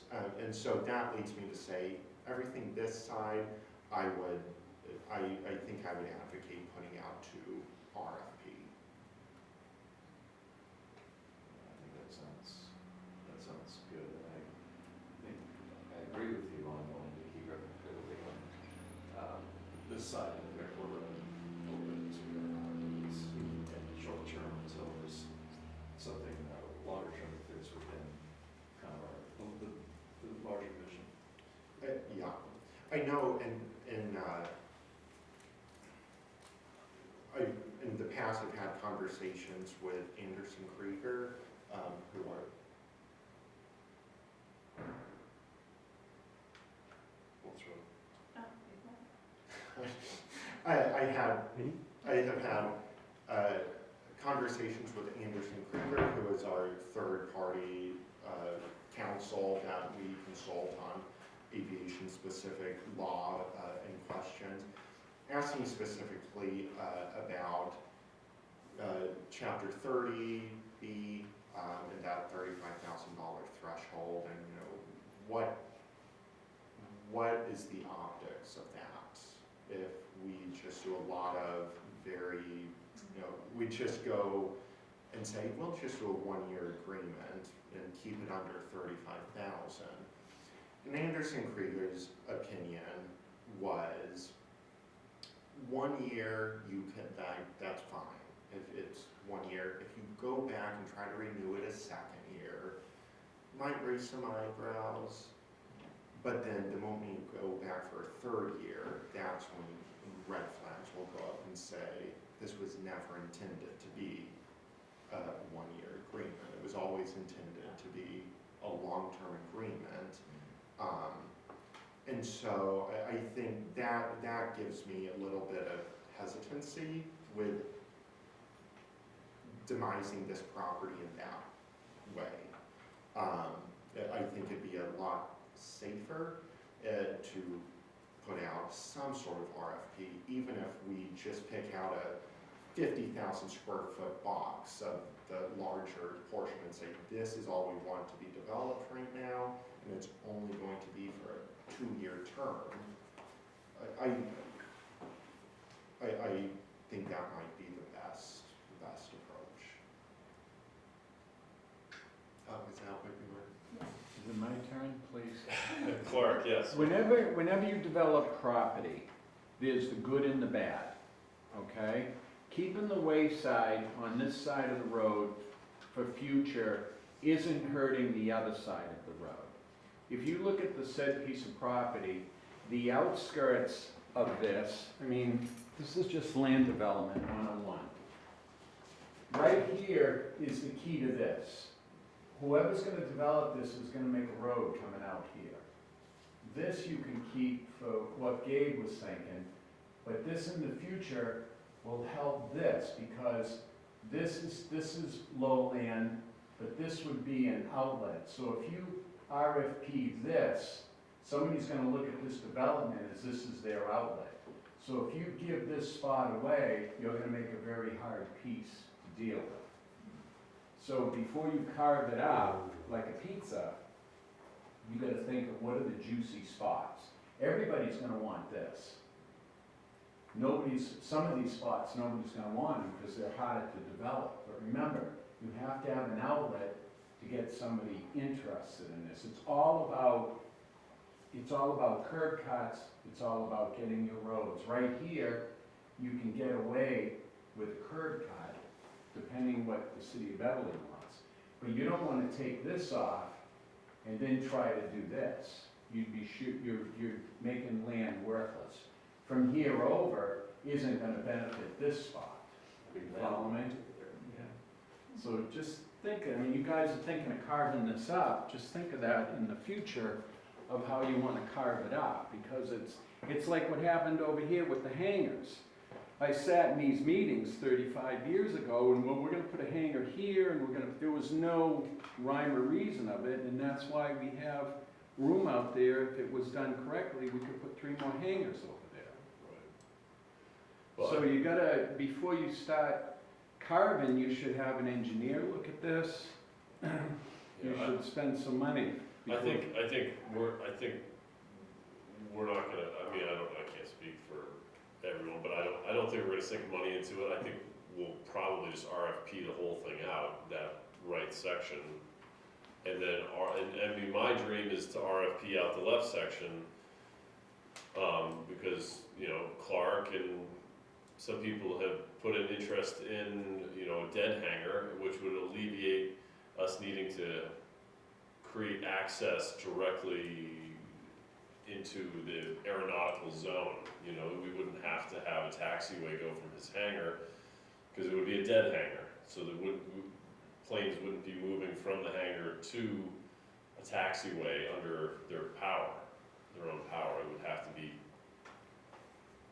ferried over. See, Wayside is easy to build on because there was a building there. So you already have, half a hangar is your footings. So from the looks of those footings that are there, you could almost sit a building on where Wayside is parking their vehicles. That's what makes that a little more, I mean, I haven't checked exactly, but it makes it a lot easier on level land than on the other side of that road.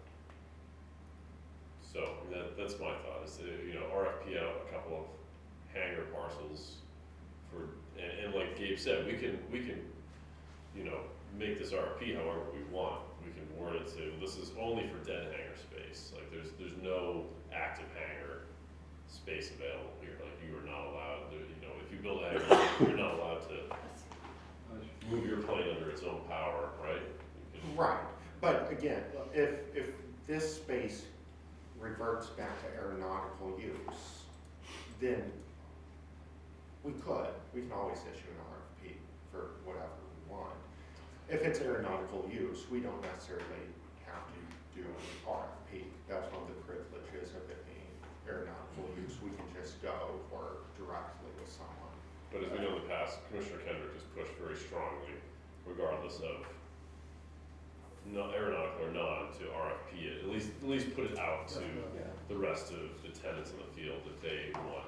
We're up against the same dilemma from 30 years ago, which is there's no one big ticket spender who's gonna develop this whole area, so you have small parties wanting to develop small parts of this, which is probably how we got all these small hangars. The question is, how do we look at this property for the next 20, 30 years? Like what else, we just have to consider what else is possible, find out, you know, like somebody could come along in 5 or 10 years with a bucket full of money and want to rebuild, you know, unlikely, but But it it's just not begs the good out, question, right? it could, So, but I mean, I kind of defer to you, I kind of feel like you and a guy with. Yeah, so, I mean, we could just say now this 4.2 acres of land we just put out for one big RFP, we could parcel it up by our choosing, you know, however we want, and have parcels outlined and put that into the RFP and say choose one or two or all the parcels that you wish to develop, to avoid what Mr. Labby's talking about with, you know, one person getting boxed out from that road. Yeah, I mean, we can really put into the RFP however we want to see this kind of shake out. I think that's where they wanted to put the ice skating rink a while back, that never went through. Yeah, they were gonna be talking about it, but that went through because not enough money. So you're looking at Sequoia tonight for discussion about that, or is that something you're gonna? No, I mean, personally, I'm not comfortable giving a lease out for 1 year to Sequoia just under the threshold and dancing on that fine line. I'm personally not comfortable with it, just like, you know, with the landings, like, why risk our grant assurances, why even for a couple $1,000, you know, like, why risk it? Do you feel the same way? But, Yeah, I think I would probably err on the side of RFP if the commission decides that they do want to see this developed.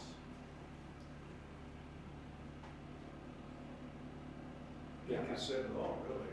It's the way, best way to go, RFP, and that would be the end of it. I agree, and I totally agree with, again, it makes me uncomfortable to have something coming in close to the threshold. It just doesn't look good, and, we're trying to look good. yeah, I'm trying to do good. Trying to do it right. Trying to do it right, that's right, and I think so, it is also moves us to, like you said, Gabe, put out an RFP for, if that's, you know, the direction we wanna go for that plot of land, that we want the best option available. And who knows, maybe the best option is back, Sequoia, but we don't know that. We need to do our due diligence, we need to, you know, do what's best for the airport. But I also think that it's great to talk about this, and also, again, I would love to see this side, reserved for aeronautical use, because there's, and who knows what expansion might be happening, you know, with our businesses here. So just keeping that, in play, till, you know, conditions are met to be able to expand, that I think is also. Thoughts, Paul? Yeah. Well, I love looking at this area here. And it also works in our favor too, that we have the city there, because it is, you know, this side of Airport Road is like a bunch of trailers and boats and stuff, so it's like if push came to shove, if somebody did a little organizing, they could probably fit most of that stuff on the other side. And if we needed to build something to connect behind, you know, Tom Sherwood's hangar, you know, like you said, a bucket of money comes in, the FAA is willing to do some development outside of the center line, you know, the stars align, you know. So I think, I'm sorry, go ahead. Well, and then also, I like this idea of, you know, planning and having, you know, spending a little time thinking about how, you know, what would be the ideal future for the airport, or as best as we can see from where we sit. So, no, so I guess my follow-up question is then, kind of back to the idea of this agenda item, would your personal preference be that that the commission doesn't decide anything right now, and I go back, what, you probably won't be doing it, probably ask ASG or someone to like parcel it out and give us a few options on how we wish to parcel it, and then come back to the commission and get a decision? Were you talking about the 4.25 acres? Yeah. I mean,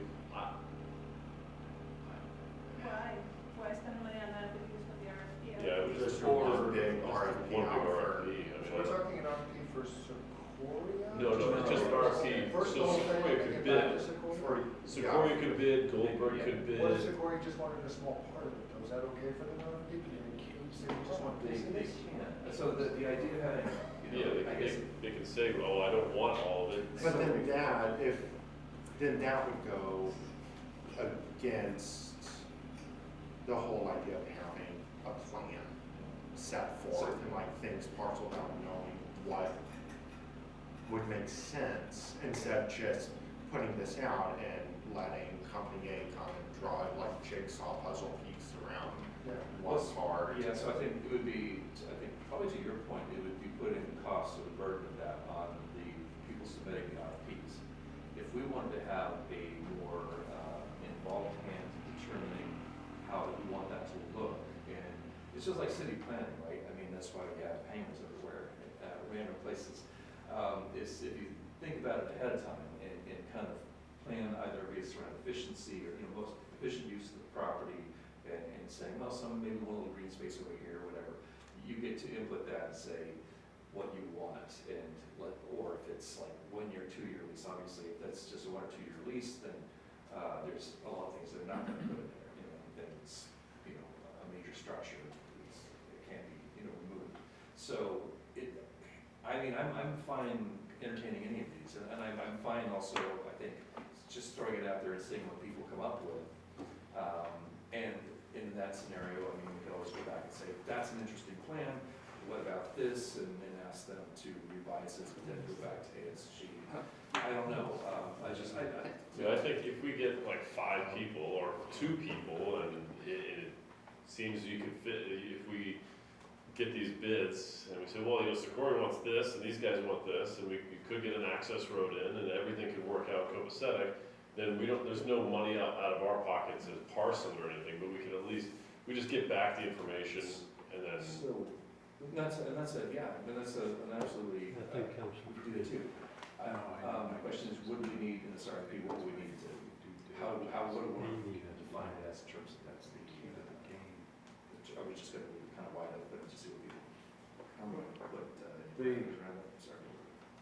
Hey Kyle? Hold on one second, go ahead, Bill. All I was gonna say is, which I think ties into what I think you were alluding to, is from the military aspect, we have what we call womb and tomb. In other words, starting with, you know, a virgin piece of land.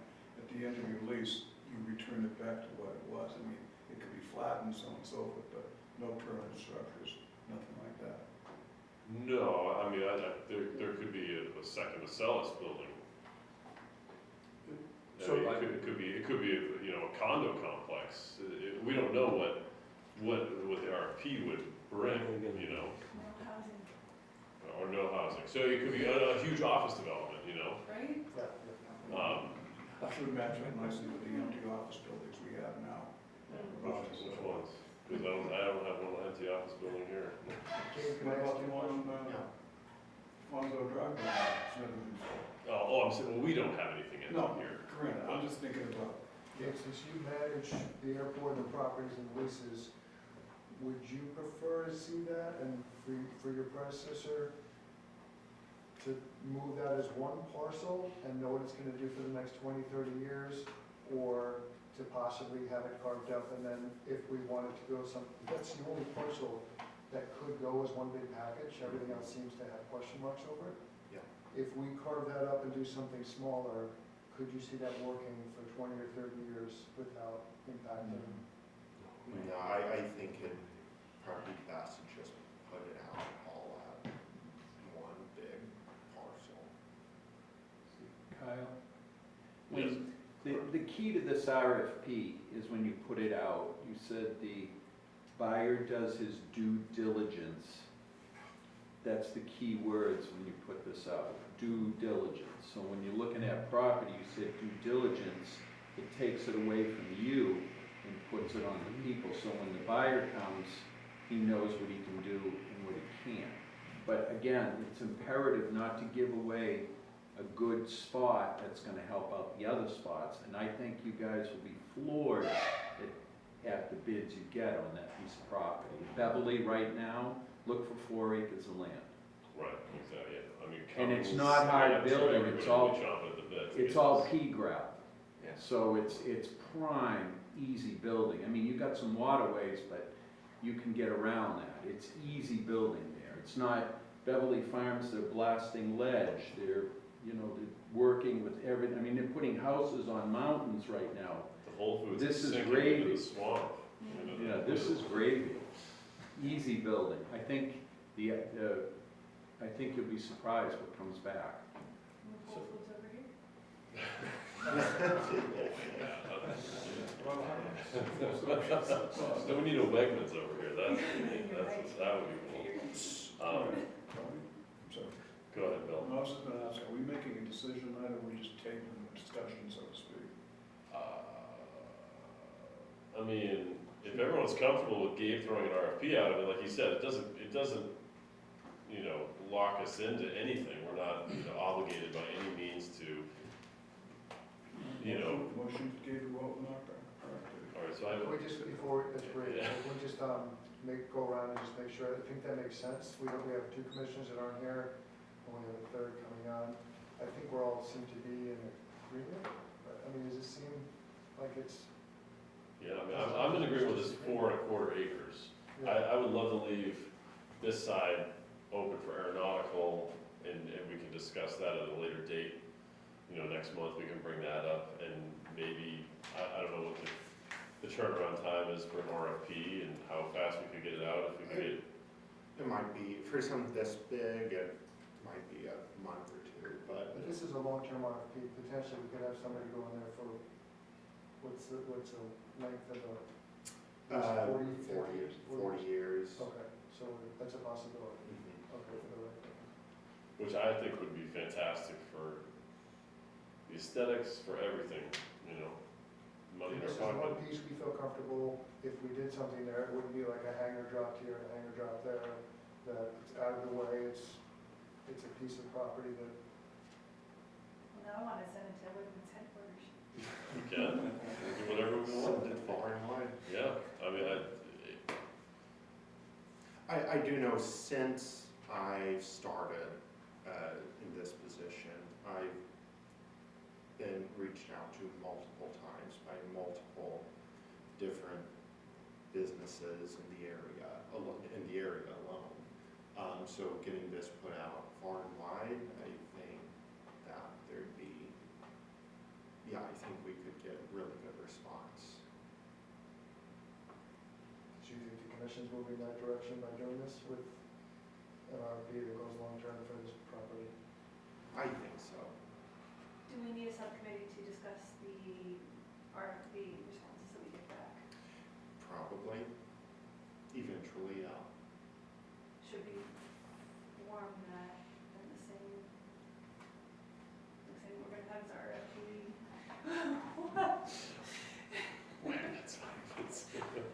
I'm just saying, should we just get that out of the way now instead of putting off another month? I mean, I think we should wait till Todd gets on, and Robin's here, and Chris is here, so everyone can be part of that discussion and join. Also, I don't know if that would get weird with open meeting. Okay. Just- Yeah. But yes, eventually, yeah, I think it would be wise to have a subcommittee formed to assess the responses that we get. So is it good for Bill to make a motion? Do we continue with that? Is that? Yeah, I think it's a good plan. So we have a motion from Commissioner Caswan we have a second from Commissioner Zubrick to RFP out the 4.21 acres along Airport and Open Henderson. Fantastic. And then we'll talk about the other part Roll call. down the road. All right. Yeah, so I- probably did make sure everyone votes. Oh, yes, so sorry. Roll call vote on the RFP. Commissioner Roulette, Yes. Commissioner Doxey, Yes. Commissioner Zubrick, Yes. Commissioner Caswan. Yes. Commissioner Talick, yes. Unanimous. All right. Thank you, Motion to everyone. adjourn? Motion to adjourn. Oh, well, sorry. Actually, no, I'm sorry. You have something, Commissioner Zubrick? We're getting very close to the end of the fiscal year, Yes. and if we're going to have any discussions about the airport manager, we should be doing that soon. Yes, Gabe's 2-year, his review is gonna be coming up in June, so we are gonna have to, and he's budgeting for the upcoming year, so we definitely need to, we only have one more month. Yes. So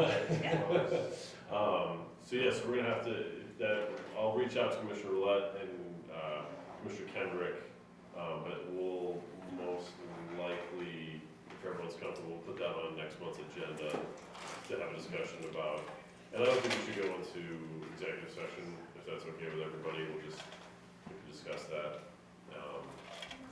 And, yeah, hopefully Todd will be on. And one more thing that is totally off topic and random, that I've been thinking about a lot because of last year, us getting the end of 1/6 fence fixed, and I saw that plot of land outside of our fence that kind of goes up to that guy Bob's house. I'd like to not mow that this year and claim that as like a pollinator sanctuary. I think that would be a good outreach to the community and a good PR thing and a good just look for us in general to have that. I don't know what everybody thinks, I'm but, all for it. Is it gonna have any critters that are attractive that are not bees? well, yeah, of course, I mean, there's always gonna be critters and grass. But that's gonna be a problem for the runways. Right. I mean, yeah. Again, I'm all for it. Yeah. I'm just saying, like, there might be some Right. implications Yeah. to it. There might be some wildlife Right. implications to that. I mean, I know we have fixed that fence, which was an issue with wildlife just going through. My primary concern of wildlife with something like that is rodents, Yep. because rodents attract birds of prey. And birds of prey kind of soaring and hanging out right at the end of the runway would be my concern. would be the- CST has a pollinator habitat that's right along 128. I don't know if you might talk to their facilities people and see Yeah, if no, they have any. I love the idea. I think that'd be cool. I just want to assess what wildlife it attracts. Yeah. I just want to bring that to everyone's attention, I've been thinking about that. Might know somebody. Put it on the west side and at the end of the runway in Wenham. That'd be perfect. That's what I'm talking about, at the end of the runway. But anyway, all right, motion to adjourn. Commissioner Caswan, second.